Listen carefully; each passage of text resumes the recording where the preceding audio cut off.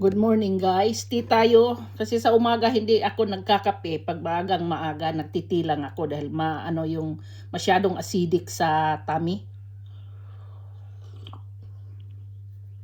Anyway, nakita nyo na ba yung TikTok ni Bibi Loves natin na ang sabi niya na busy lang at nabisi ang babae. Kaya tama nga ako, 'di ba? Sabi ko sa inyo, nabisi lang 'yon.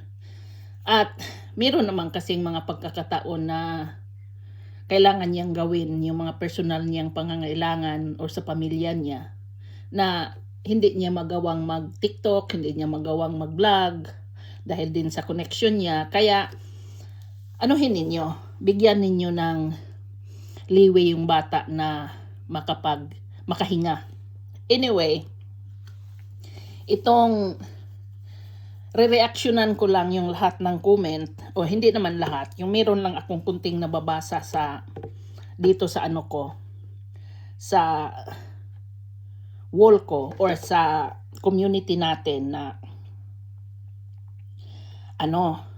hindi ko pangalanan dahil alam naman ninyo kung sino at hindi ako galit, hindi din ako, opinion lang, kuro-kuro lang ba na mga natin.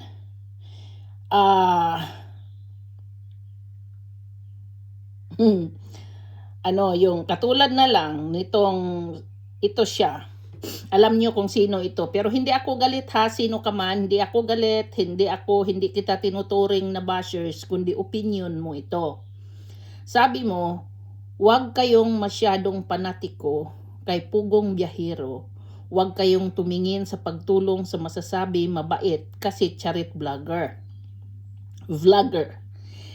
Tingnan nyo yung pagkatao, hindi yung charity niya. Lahat naman tao pwedeng tumulong, masabi lang na mabait pero may ugali din pala si Pugong Biyahero. Iyon ang opinion mo.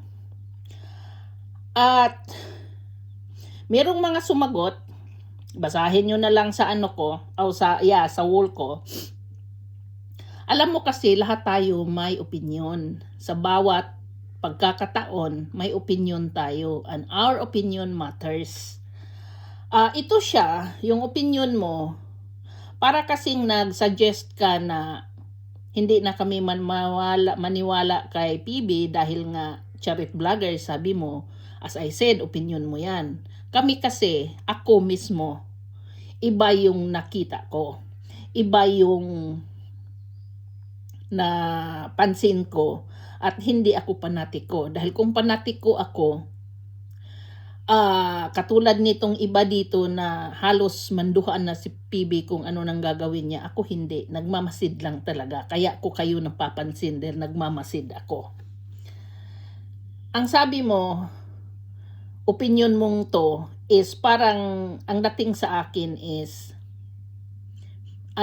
yung masama na siya. Yung ang dating ba na parang hindi naman siya kapanipaniwala dahil nga lahat tayo pwedeng gumawa ng charity, maturingan lang mabait.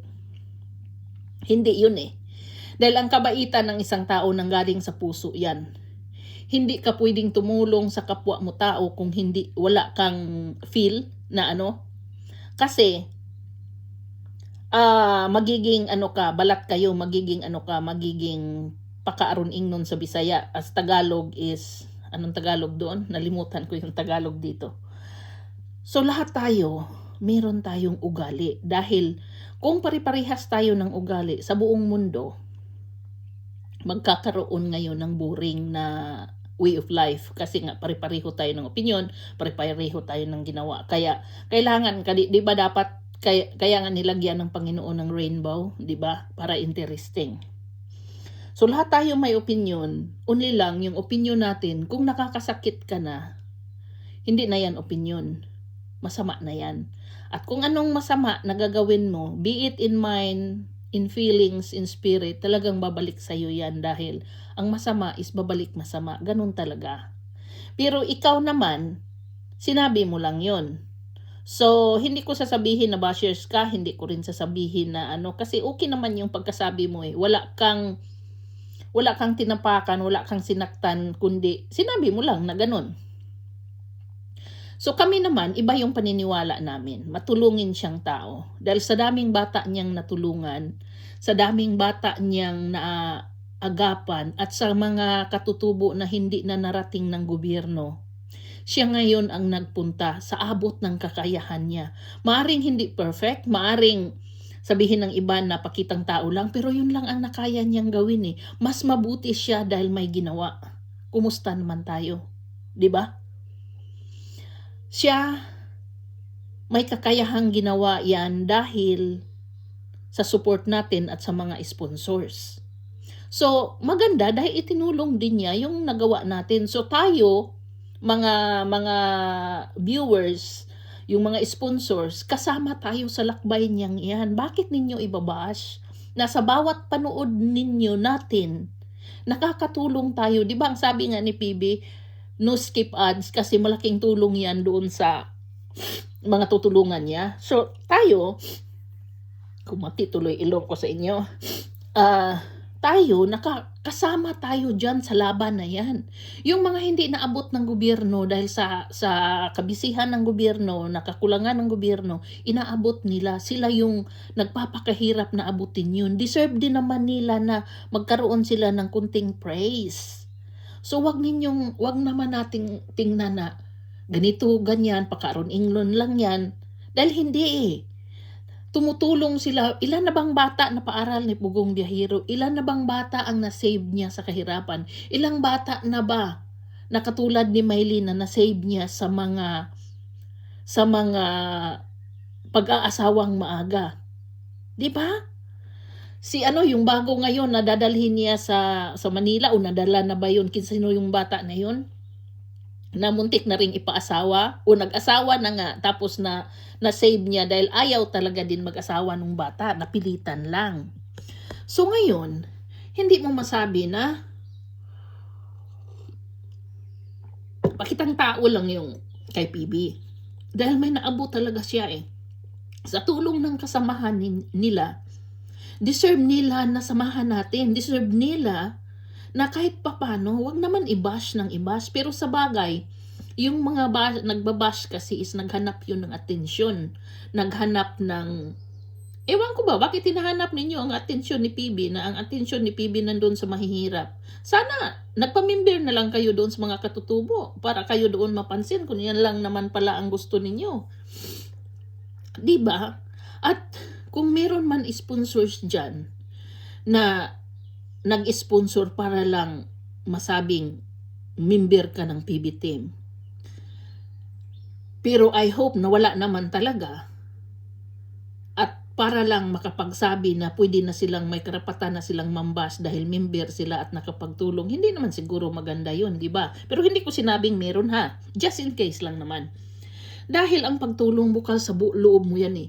Ayaw mo pa noon na kahit gaano kaliit ang tulong mo, may natulungan kang bata o isang Pilipino o isang katutubo at napaayos mo ang buhay niya, meron kang point sa heaven nun?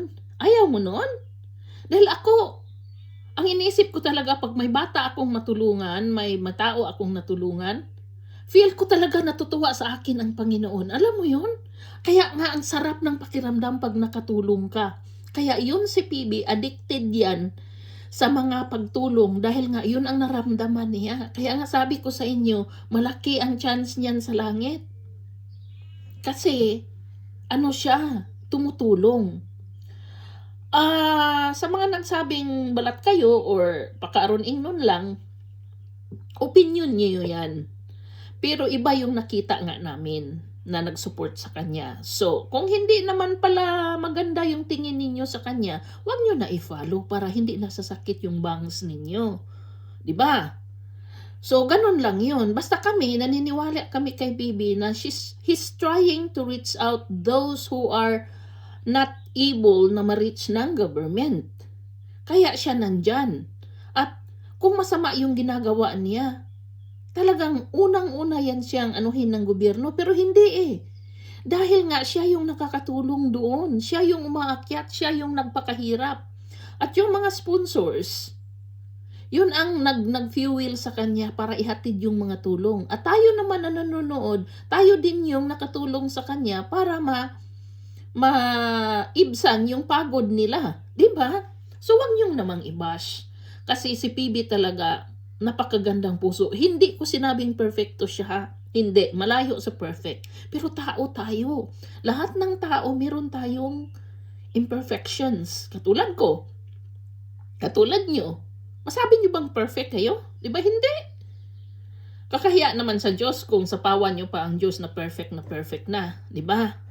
So yun, intindihin niyo ang bawat kilos ng tao. Huwag yung ibas ng ibas o husgahan na kaagad dahil si PB talaga ang tumutulong kaagapay ng gobyerno. Sa totoo lang, yung hindi naabot ng gobyerno, inabot niya. Hindi basta-basta yung ginawa nila. Dahil kung ako nga makatingin na umaakyat sila sa bundok, di ko kayanin yun. Kaya I rather be here watching and giving my little cents than umakyat kasama nila dahil hirap yun. Kaya wag nyo naman i-bash.